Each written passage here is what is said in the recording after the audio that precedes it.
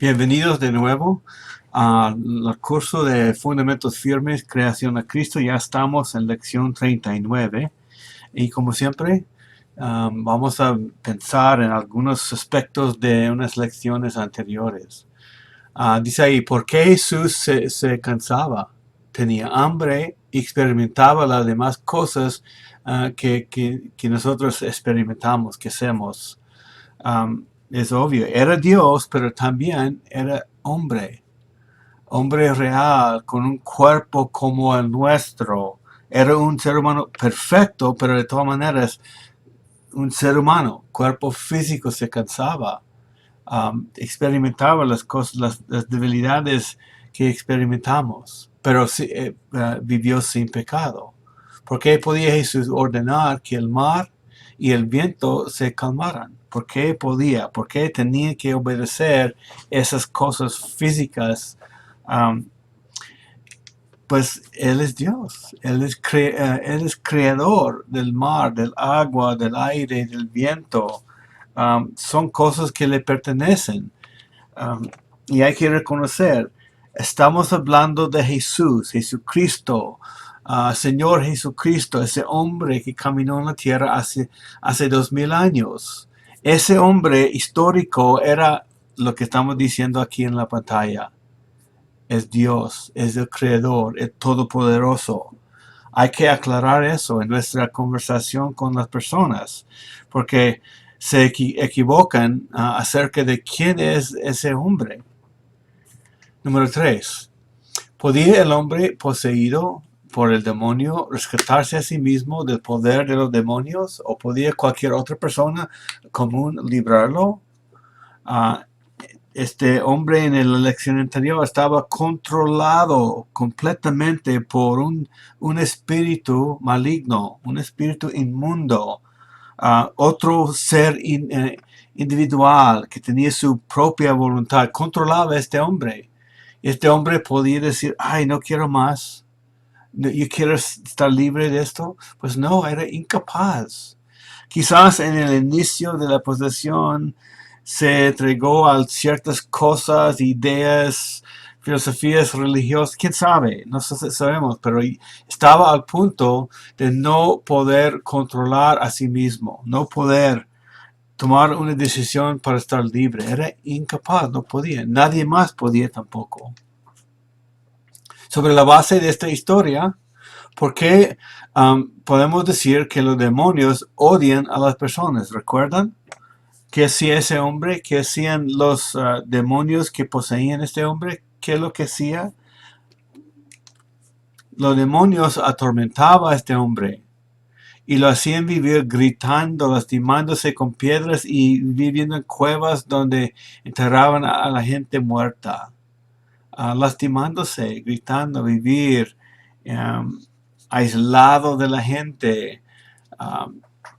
Los demonios odian a los seres humanos, aunque con su agenda que parece algo útil y de mucho provecho, tiene una agenda oculta. Quieren llevarnos lejos de Dios, lejos de la vida eterna. Nos odian. ¿Quién domina a todos los espíritus que viven aquí en la tierra? Pues Satanás, el Dios de ellos, el Dios con G minúscula. Satanás es el Dios de este mundo. ¿Quién es más grande que Satanás y sus demonios? Muy importante esta pregunta, porque en muchas religiones piensan que la maldad y lo bueno son fuerzas opuestas, igual uno que el otro, a ver quién gana. Pero ¿quién es más grande que estos espíritus malignos, inmundos? Pues Dios es más grande, mucho más poderoso. Él creó a ellos. En el principio los creó perfectos, se revelaron. Él es su creador, más grande, más poderoso. Va a ganar el destino de esta creación. Ya está programado. Dios gana. Siempre. No hay otro resultado.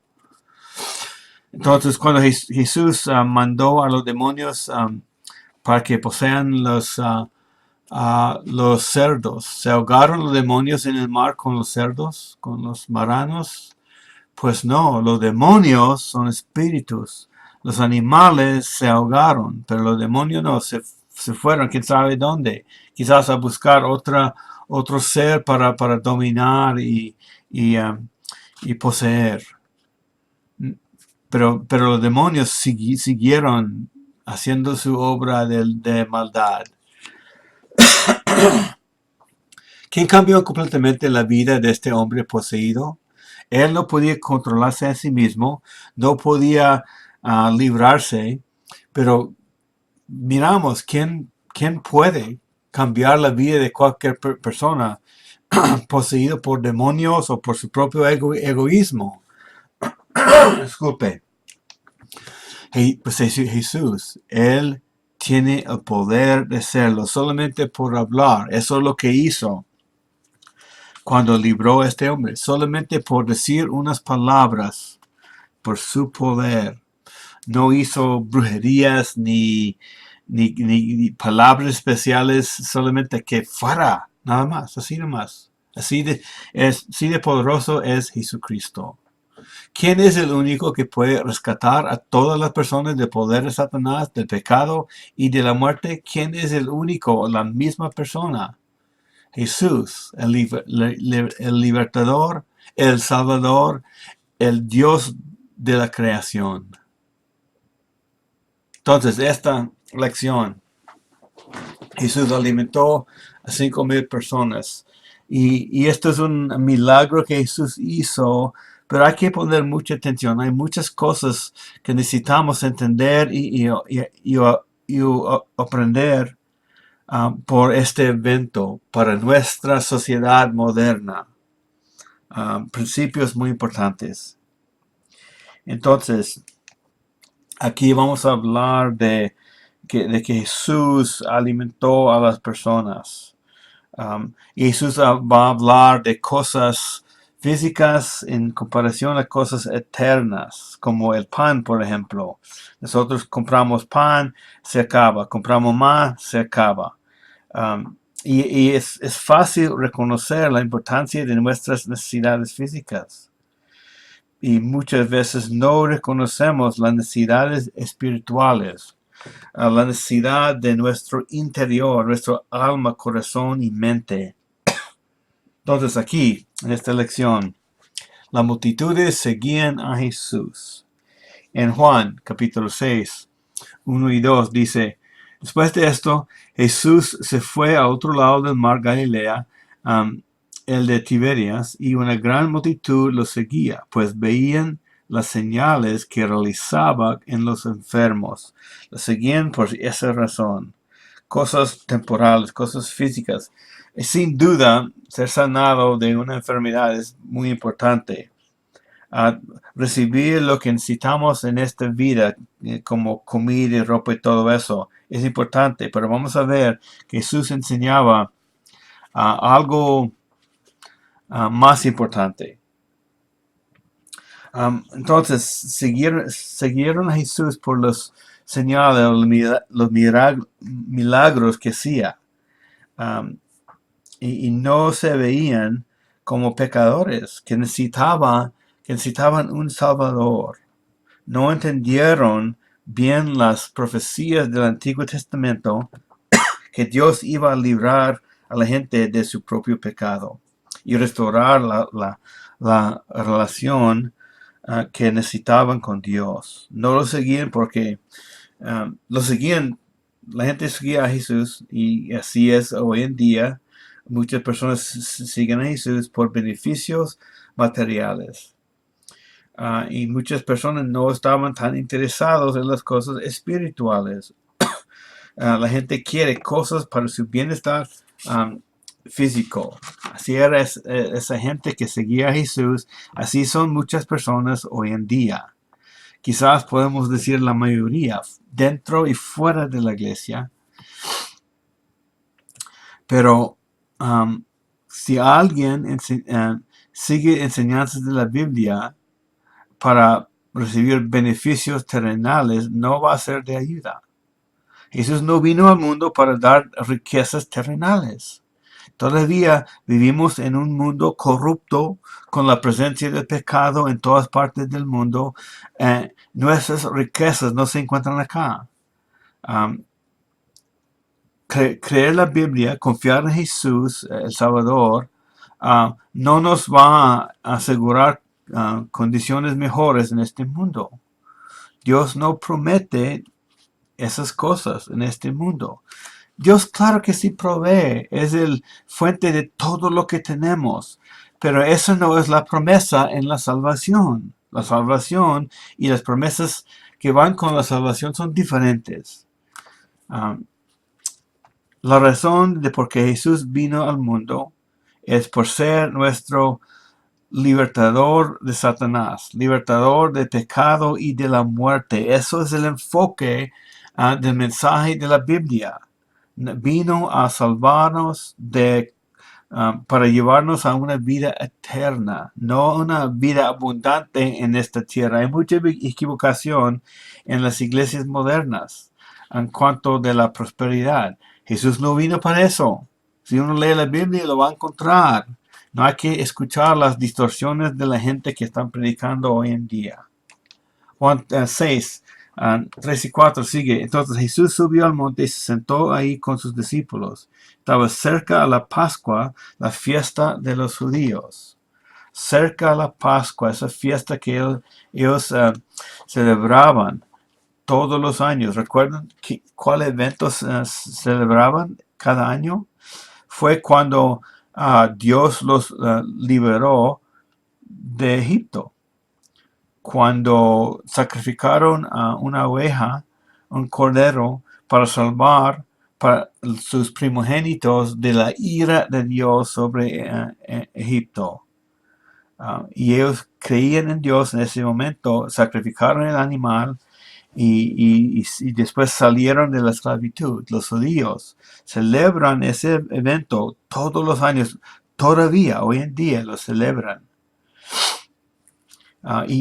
Pero la cosa es que algunos lo celebran por costumbre. Muchos judíos en la época de Jesús celebraban la Pascua como costumbre.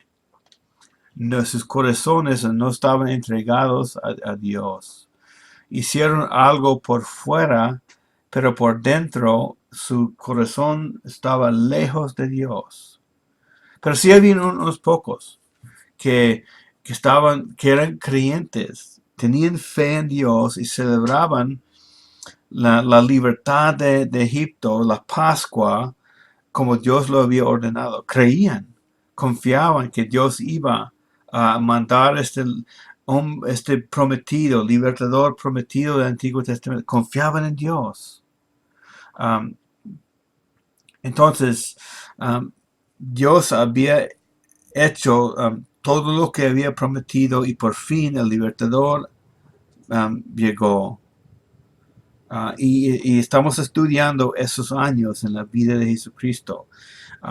Y podemos decir que Jesús es la Pascua final, la liberación de la esclavitud eterna, de la muerte, del pecado. Jesús es la última Pascua para los que creen a Dios hoy en día. Entonces ellos estaban al lado del mar Galilea. Tiene otro nombre en Juan 6.1, el mar del Tiberias. Pero el mismo mar, otro idioma, otro nombre. Estaban ahí, todavía un poco lejos de Jerusalén. Y Jesús estaba con la gente. Y vamos a ver este momento en la historia. 5 panes y 2 peces pequeños y lo que Jesús hizo con eso. Juan capítulo 6, 5 y 7 dice: Cuando Jesús alzó los ojos y vio que era una gran multitud venía hacia él, dijo a Felipe: ¿Dónde compraremos pan para que coman estos? Pero decía esto para probarlo, porque él sabía lo que iba a hacer. Felipe le respondió: 200 denarios o salario de 200 días 200 denarios de pan no les bastarán para que cada uno reciba un pedazo.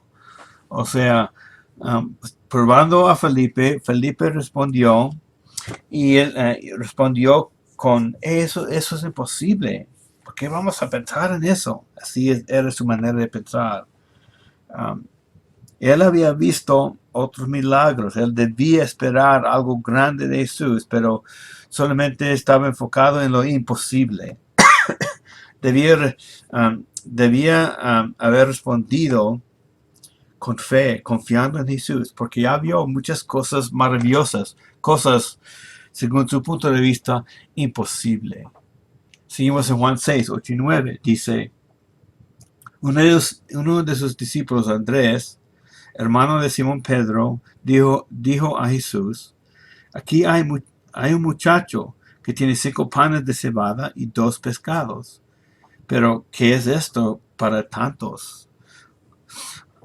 Entonces, Andrés fue a Jesús con lo que tenía, pero a la vez diciendo lo mismo que Felipe, ¿qué es esto para tantos? Y de ahí Jesús hizo un milagro, alimentó a los 5,000. En Juan 6, 10 a 13, hagan que la gente se siente, dijo Jesús, y había mucha hierba en aquel lugar, así que se sentaron. El número de los hombres hombres nada más, eran de unos 5,000. Entonces, mucho más personas estaban. Solamente los hombres, 5,000. Versículo 11. Entonces Jesús tomó los panes y habiendo dado gracias, los repartió a los que estaban sentados. Y lo mismo hizo con los pescados, dándoles todo lo que querían.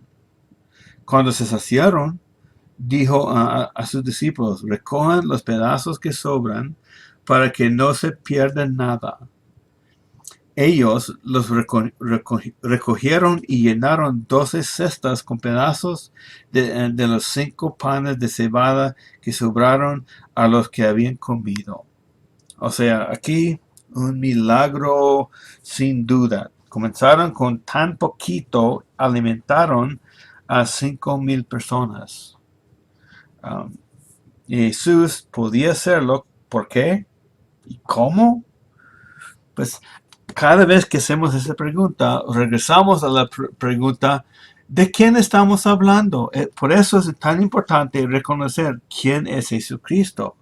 ¿De quién estamos hablando? Jesús. Estamos hablando de Dios. ¿Cómo podía hacerlo?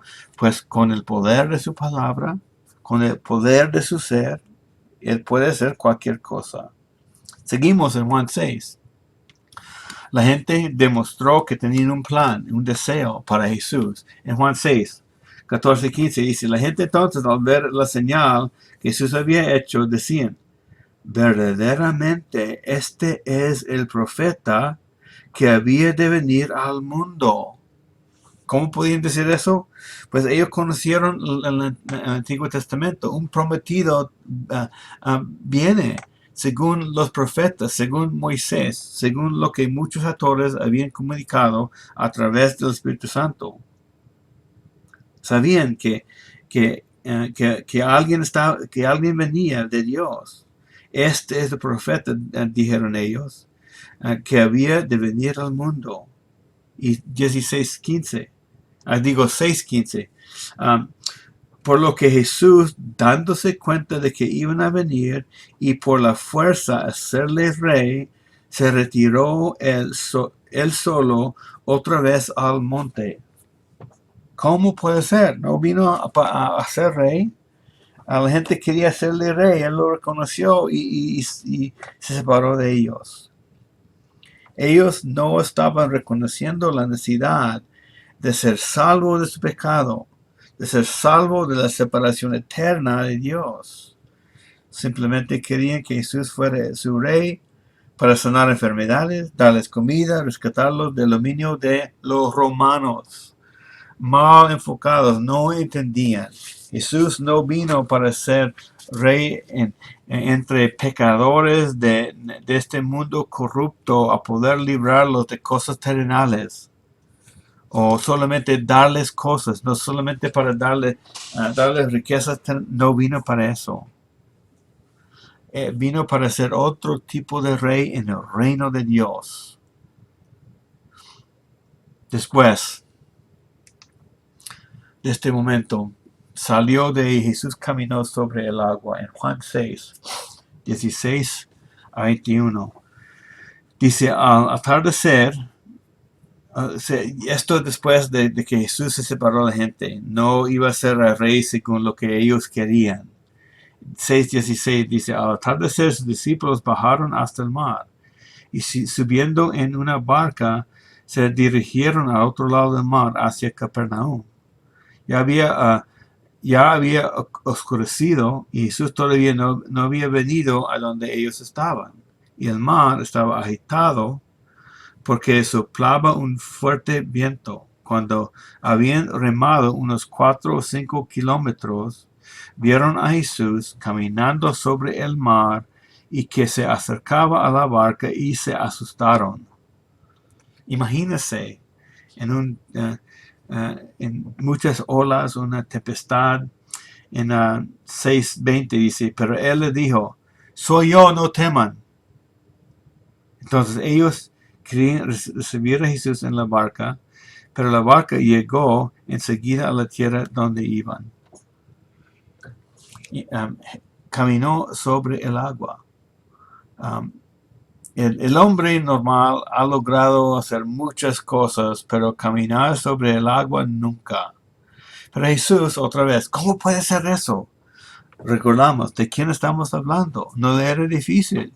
Él era el creador del agua, del mar, y podía hacerlo. Quizás cambiar las propiedades físicas para que mantenga el peso de su cuerpo. ¿Quién sabe? Es Dios. Podía hacerlo.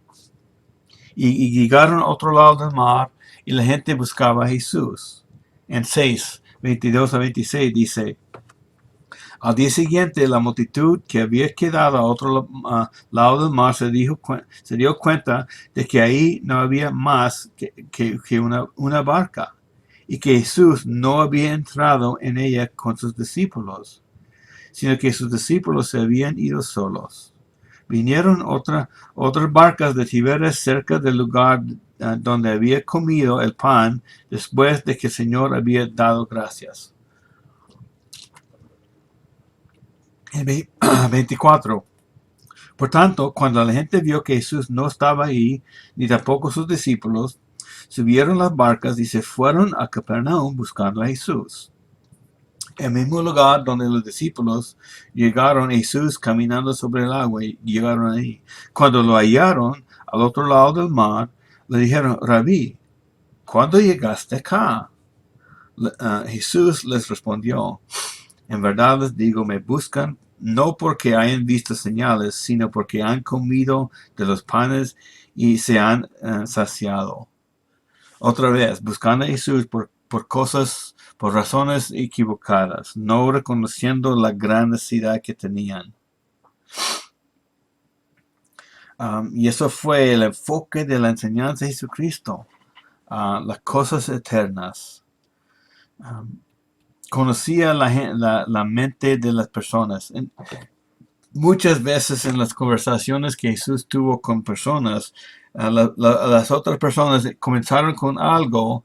Jesús aparentemente cambió el tema de una vez, llegando al grano de la necesidad de los individuos con quien estaba hablando. Y es lo que hace aquí. Les explica el porqué verdadero de por qué buscan a Él. Y así era Jesucristo. Siempre llegó al grano, reconociendo el tema importante de sus vidas. Y Dios conoce cada uno de nuestros pensamientos. Sabe si estamos realmente de acuerdo con Él o que si estamos dispuestos a obedecer su palabra. Él sabe. Sabe por qué estamos escuchando su mensaje. A ver si tenemos otra agenda, algo escondido. Sabe si estamos de acuerdo o si estamos viviendo a nuestra manera. Dios conoce todo. Por eso Jesús podía decir eso. Sabía lo que estaba en sus mentes. Podía contestarles según su necesidad personal. Jesús, el pan de la vida. Seguimos el capítulo 6, versículo 7. Dijo, después de hacerles reconocer por qué buscaron a Jesús, 6:27 dice, trabajen no por el alimento que perece, sino por el alimento que permanece para vida eterna, el cual el Hijo del Hombre les dará, porque a él es a quien el Padre Dios ha marcado con su sello. O sea, Jesús es el enfoque de toda la historia anterior de este momento en el estudio. No trabajen solamente por la comida física, por cosas terrenales.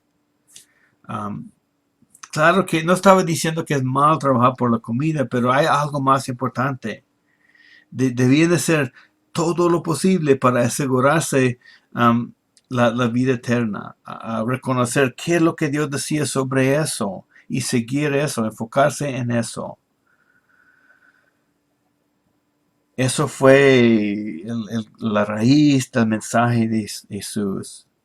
Es buscar comida espiritual, buscar lo que nos lleva a la vida eterna. Eso es lo que enseñaba.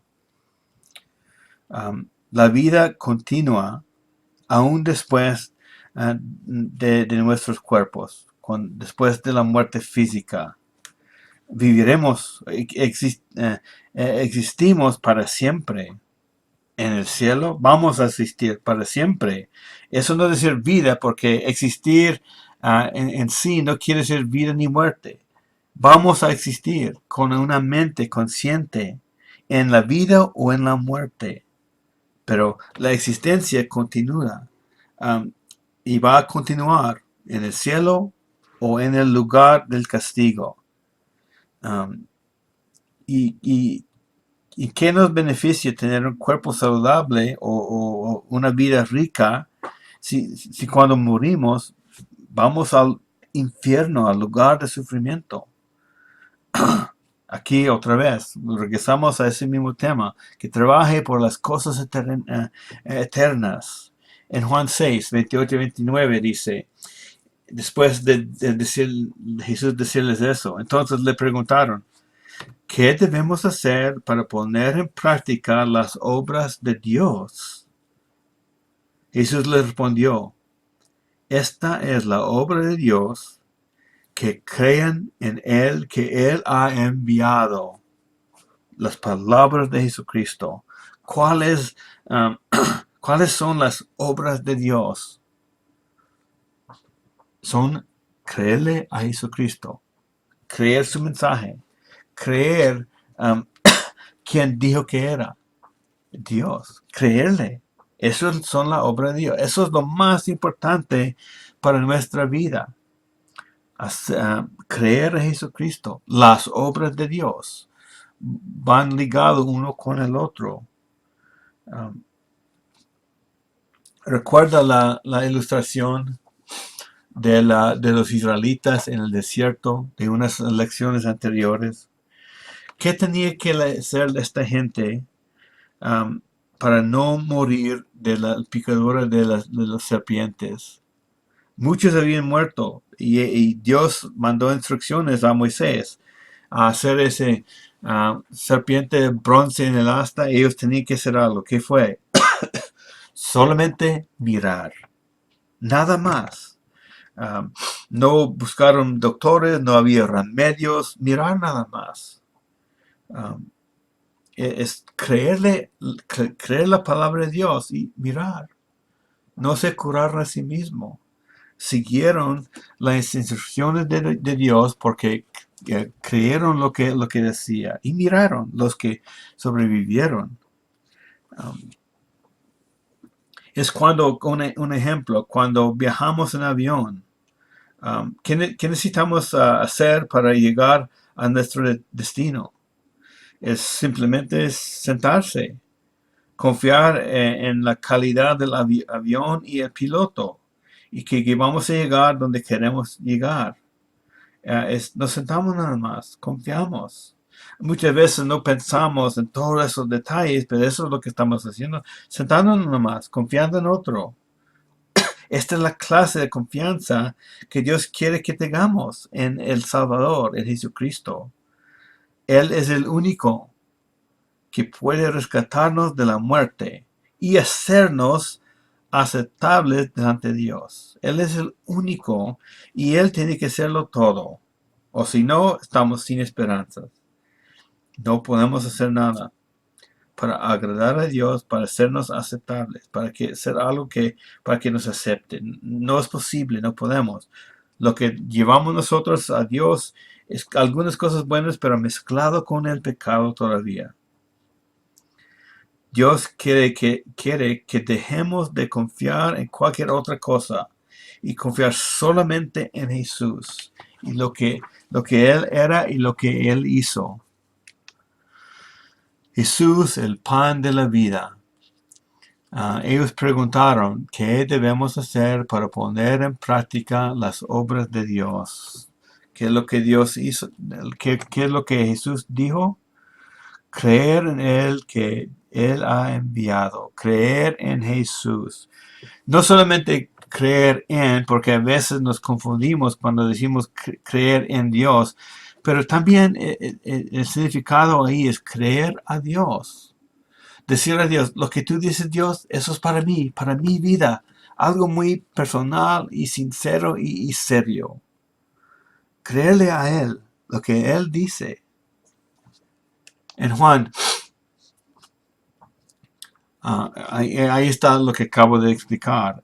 Y seguimos en Juan 6, 30 y 31. Dice, le dijeron entonces, ¿qué pues haces tú como señal para que veamos y te creamos? ¿Qué obra haces? Nuestros padres comieron el maná en el desierto, como está escrito, les dio a comer pan del cielo. Buscaron una señal de Jesucristo. Otro, en serio, ya habían visto muchísimas cosas y no le creían. Querían otro milagro, enfocándose en los milagros en vez de la verdad del mensaje. Hablaron más sobre la obra de Moisés que la obra de Dios.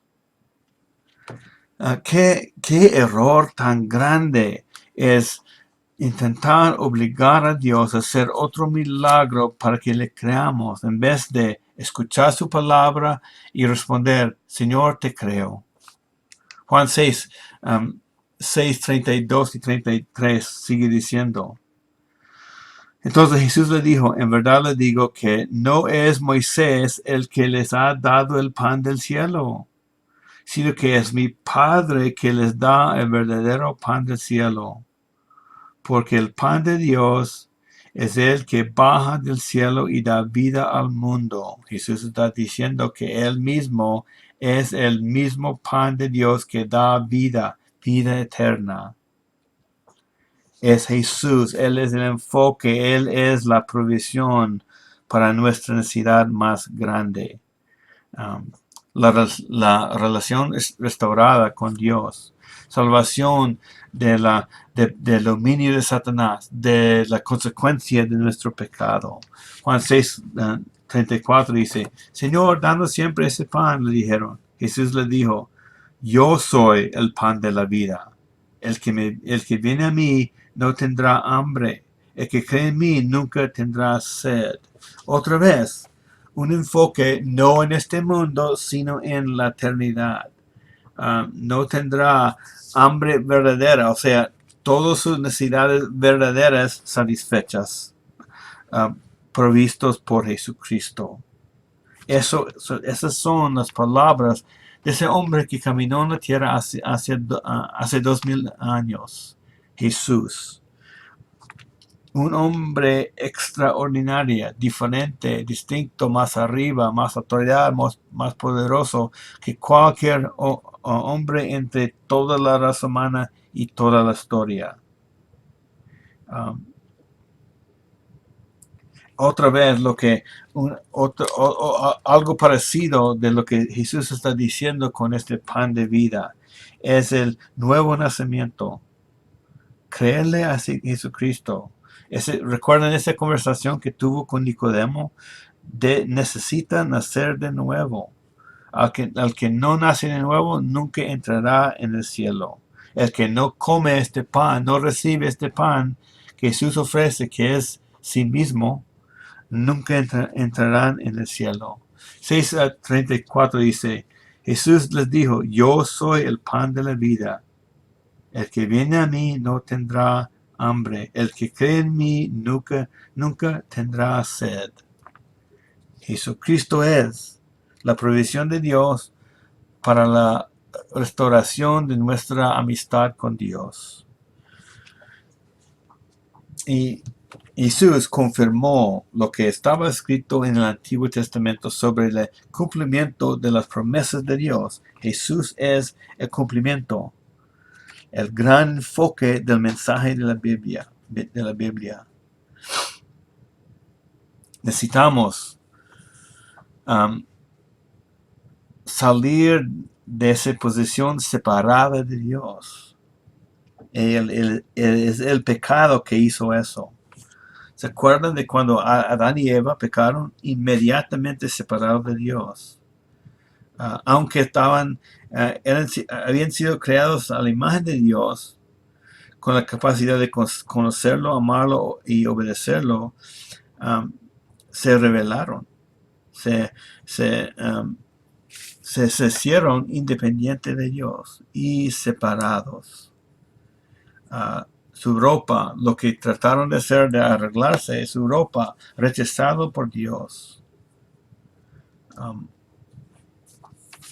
Jesús es la provisión para que no seguimos existiendo en la separación de Dios.